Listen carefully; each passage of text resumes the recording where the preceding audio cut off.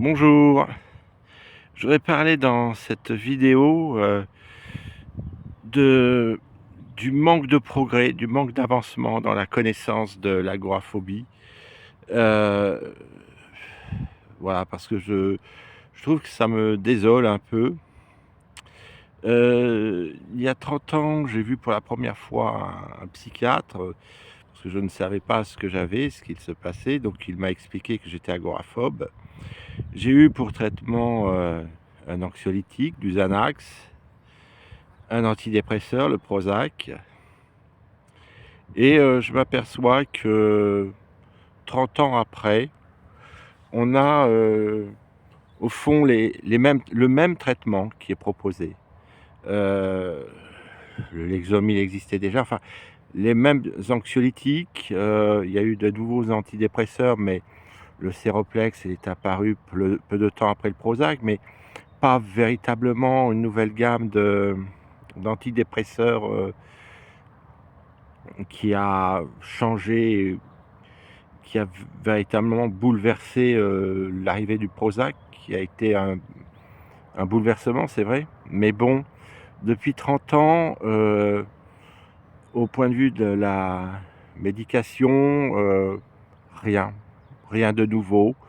Les Au dehors de la médication, j'ai fait avec ce médecin et avec d'autres de la relaxation, pardon, de la relaxation de Schulz. Quand j'ai demandé les causes, que je demande les causes aujourd'hui, on me donne les mêmes. Enfin, on me dit, on ne sait pas. On évoque plusieurs pistes, ce sont les mêmes pistes, soit celles, je dirais, organiques, qui sont génétiques, du dérèglement, de la piste éventuellement de traumatisme, de micro-trauma ou de traumatisme passé dans l'inconscient, euh, euh, l'éducation, je veux dire, voilà, c'est-à-dire qu'il n'y a pas eu d'avancée au niveau de la médication, pas eu d'avancée au niveau des causes. On me dit toujours, il n'est pas utile de rechercher les causes, ça ne sert à rien.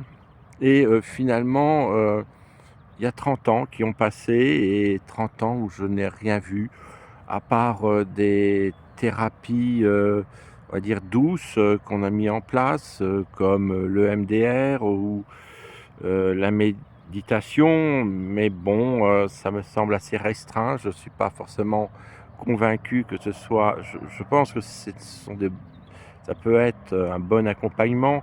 Bon, on a développé au niveau de la relaxation, en parlant aujourd'hui de sophrologie. Bon, mais déjà, on parlait de la respiration il y a 30 ans en arrière. On a mis la PNL, programmation neurolinguistique, mais ce ne sont pas des avancées majeures, ce ne sont pas de grandes avancées. Euh, et j'ai même envie de dire, quand je vois les premiers témoignages sur l'agoraphobie, il y a 150 ans de ça, euh, voilà, on a déjà des témoignages qui sont clairs.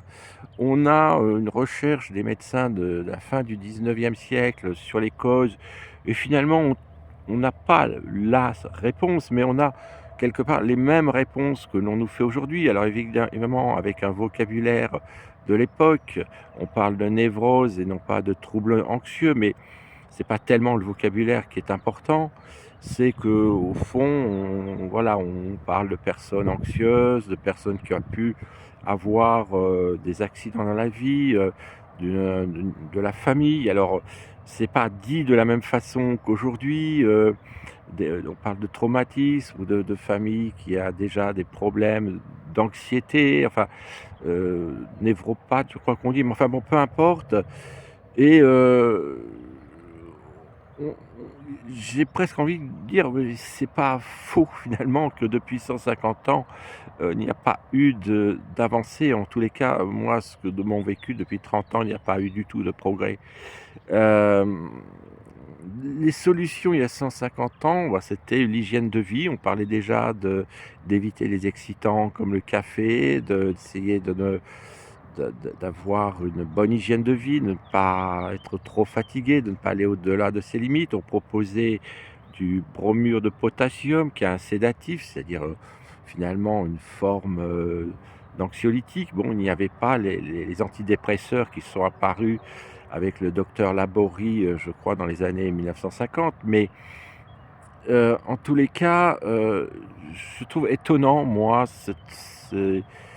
l'absence de progrès, l'absence d'avancée, dans l'agoraphobie, peut-être même d'une façon plus générale dans les troubles anxieux. Je me dis quand je vois le téléphone là avec lequel, j'enregistre, ce smartphone, il y a 30 ans en arrière, j'avais pas de téléphone portable.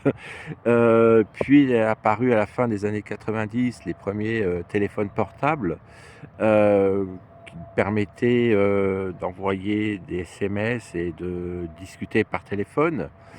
Et puis aujourd'hui, voilà, on a, des smartphones qui sont quand même des petits bijoux de technologie, et finalement, là, dans ce domaine-là, quelle avancée! Je veux dire, c'est énorme. C'est énorme en 30 ans ce que l'on peut faire, comment on peut progresser, à partir du moment où on fait la découverte. Je sais pas, je peux prendre un autre exemple, celui de l'aviation.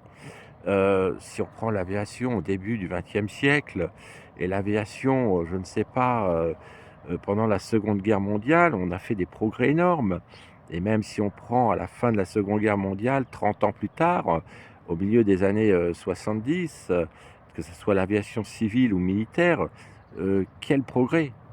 Des progrès fantastiques. Et donc 30 ans, je trouve que c'est, alors on peut me dire: «C'est peu», mais ça peut être beaucoup aussi.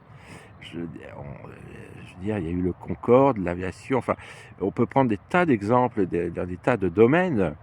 Heu, Regardez, ce que pouvait être un ordinateur, ce que pouvait être je sais pas, dans les années, 1980, et ce qu'est aujourd'hui l'informatique.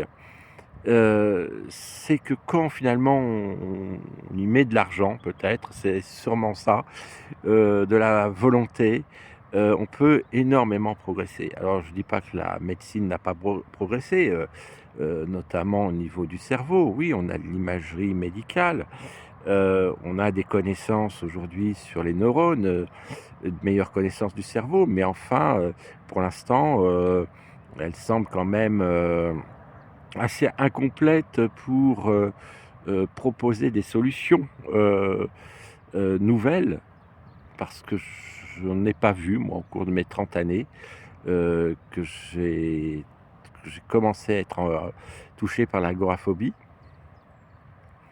Et je sais pas, je me dis, peut-être qu'il aurait pu apparaître un anxiolytique, moins, entre guillemets, «moins agressif» que ceux que l'on connaît, en étant tout aussi efficace, apparaître, véritablement de nouvelles formes de médicaments, qui pourraient être des nouvelles, variétés d'antidépresseurs ou d'autres sortes de médicaments qui pourraient remplacer les antidépresseurs.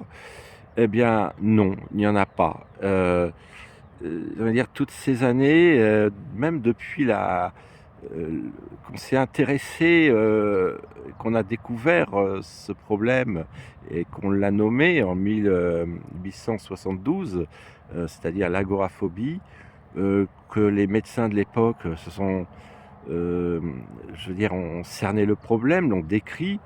Il n'y a pas non plus, d'avancée majeure. On est même plutôt aujourd'hui dans du flou artistique, en s'embêtant avec, des notions de trouble panique, d'anticipation de la peur, mais je veux dire, on est plus en train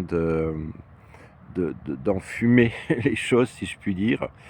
Alors c'est vrai, là, je fais peut-être l'impasse sur la psychanalyse, mais on sait très bien que la psychanalyse, en tous les cas, n'a plus véritablement, sa place dans la médecine, en psychiatrie depuis à peu près, je dirais le milieu, fin des années 80. Et alors, est-ce que ça a été, une sorte d'étape, finalement éphémère, abandonnée? Pour quelle raison? Je ne sais pas, je me suis pas penché, je ne connais pas assez, je connais pas bien la psychanalyse, mais je constate que peut-être que ça a été une avancée quelque part. Peut-être qu'il y a eu des limites aussi, que ça a sans doute montré aussi de l'inefficacité. Enfin, ça a sans doute proposé une voie un peu différente, mais de toute façon, je ne vois pas de progrès et moi, ça me révolte un peu cette absence de progrès dans le monde médical, enfin concernant, les troubles mentaux.